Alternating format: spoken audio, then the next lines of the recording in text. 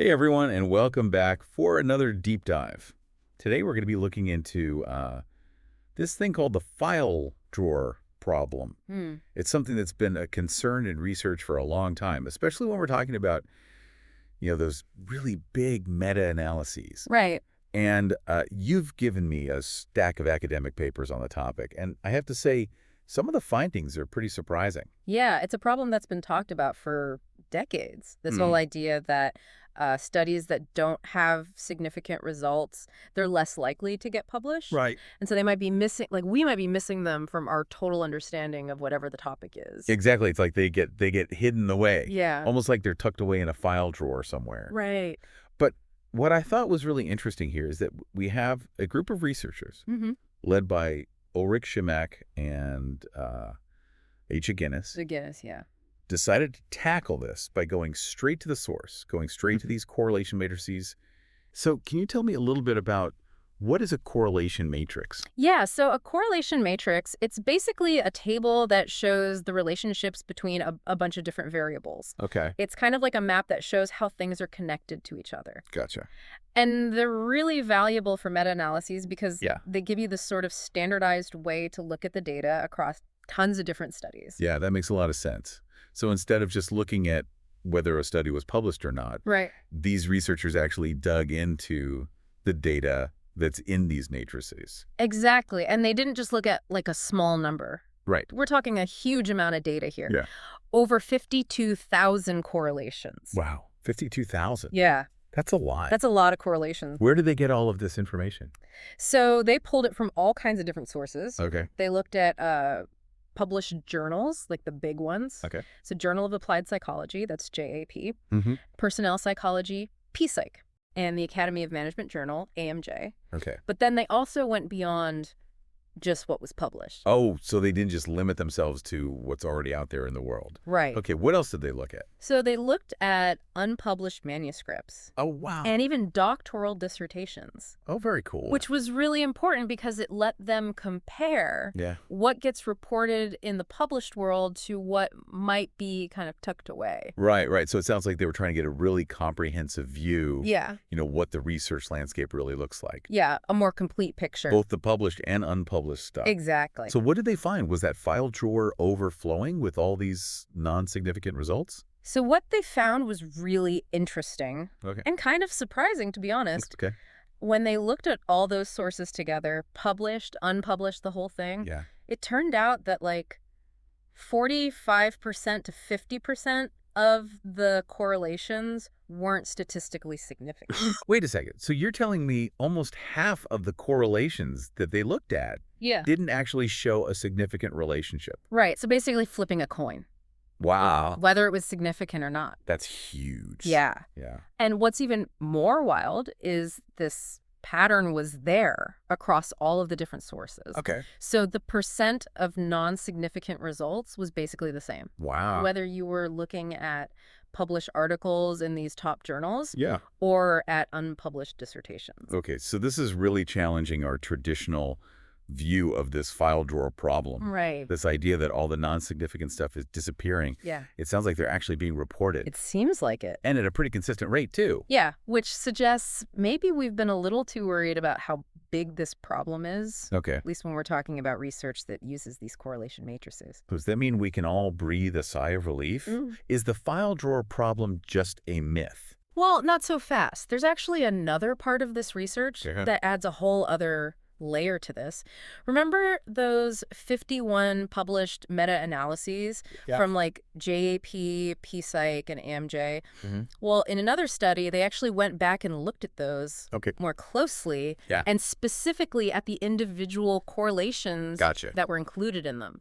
So they basically zoomed in on the building blocks Yeah, exactly. of the meta-analyses themselves. Right. That's fascinating. And what they found was that on average, 44.31% of the correlations that were used in those meta-analyses were not statistically significant. Wait, so even in these published meta-analyses, which are supposed to be like these comprehensive overviews of a topic, almost half of the data points didn't actually show a significant relationship. That's right. Wow. It's not just individual studies or unpublished stuff. Well, even when you get to the level of the data that's used to, like, combine findings across studies, those non-significant results, they're still there in a big way. This is really starting to paint a different picture of the research landscape than I think what we've traditionally been led to believe.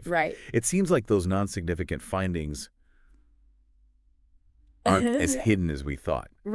Exactly. And it raises questions about this assumption that the file drawer problem is like inflating effect sources in meta-analyses. Exactly. Right? Because the concern has always been, if all those non-significant results are being left out, then the relationships that we're seeing might seem stronger than they actually are in reality. Exactly. So to really look into that, Yeah. the researchers did this really interesting comparison. They took over 1,000 correlations from published journal articles, and they compared those to over 1,000 correlations from doctoral dissertations. Okay. So they're really looking at the strength of the relationships Exactly. being studied in both published and unpublished work. Right. And what did they find when they compared those effect sizes? So this is where it gets really interesting. Okay. The average correlation size was basically the same. Wow. Between the published articles and the doctoral dissertations. So the fact that the unpublished dissertations presumably contain more of those file drawer non-significant results didn't actually result in weaker correlations overall. Nope, not at all. That's really interesting. The strength of the relationships they were studying was the same, basically, Yeah. whether or not the research had been published. This seems like a really significant finding. Yeah. It really challenges that assumption that the file drawer problem is artificially boosting effect sizes. Yeah, exactly.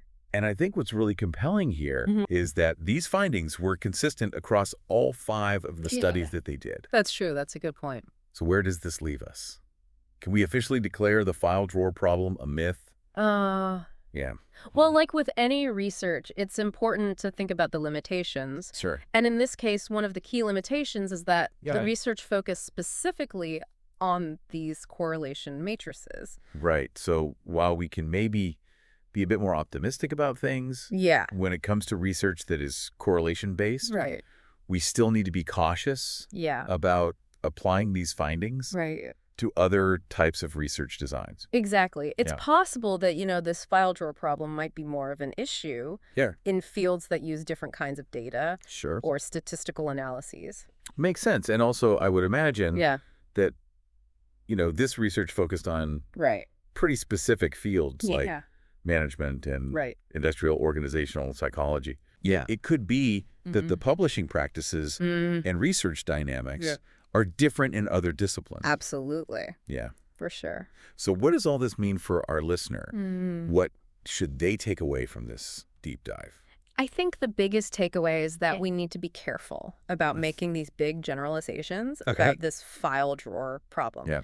Like, this research provides good evidence that, at least in some cases, it might not be this huge threat to, like, the validity of research that we thought it was for a long time. That's a really important point. Yeah. But we shouldn't just throw caution to the wind. Oh, definitely not. Right. It's still important to be aware of potential biases in the research process. Totally. And to always think critically about the evidence you're seeing. I love that. Yeah.